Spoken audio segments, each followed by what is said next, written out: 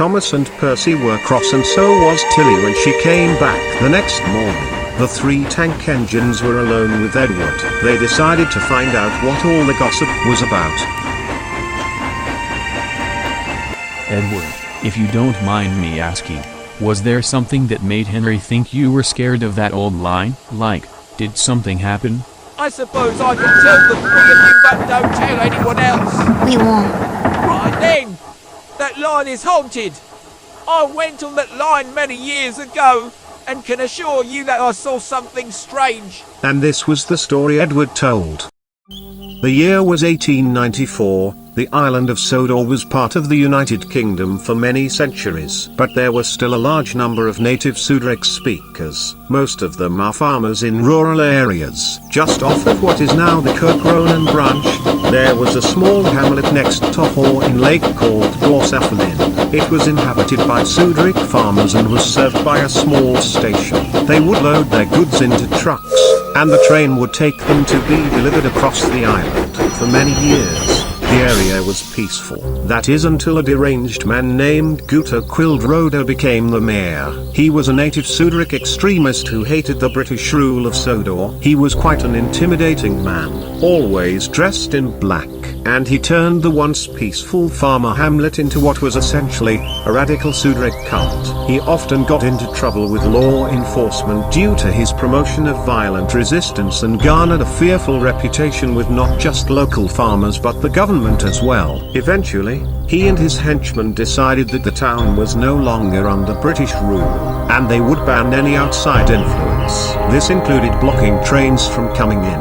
A simple attempt to negotiate with the authorities led to a gunfight, and although no one was killed, the police gave up. The government of Sodor decided that the only way to solve the matter was to set up a night ambush and take him into custody. The night they picked happened to be one with lots of mist, which gave them the advantage. They snuck onto the line and made their way towards the village. Quildrodo was standing guard at the station. An owl hooted, and then he began to hear what sounded like an engine puffing. He grabbed his rifle and leapt onto the tracks. And what happened next is up for debate.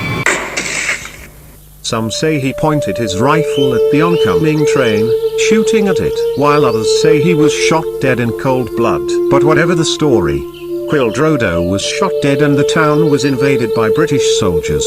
No one else was killed, but many were arrested that night, and those who weren't left the village. Quildrodo's reign of terror was over, but the area never fully recovered. When the Norambi branch was built, the small loop branch line around the lake was used less and less until by around 1930, it was completely abandoned. And no one knows why, but the trees started to die off, and now the station sits in a dead forest.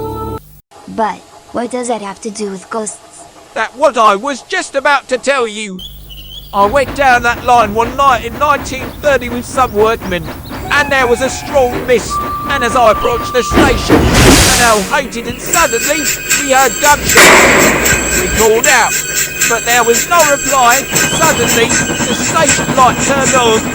We didn't dare keep going, so we went back. The next day, they searched all around the area, but there was no sign of any bullets. It was when I heard the story and it all started to click. Whenever an owl hoots, the mist rolls in, and legend says that when the mist's about, there's a ghost about too. The ghost of good old Quilro. The three tank engines were speechless. But do you actually believe there's actually a ghost there? There could be several explanations. She does have a point. It could be some hunters hunting illegally in that old forest. I hope I was wrong, but it seems like too much of a coincidence. I don't want to believe in ghosts, but there's something strange on that line. I've never ventured on it since. Needless to say, I'll give Henry a warning tonight.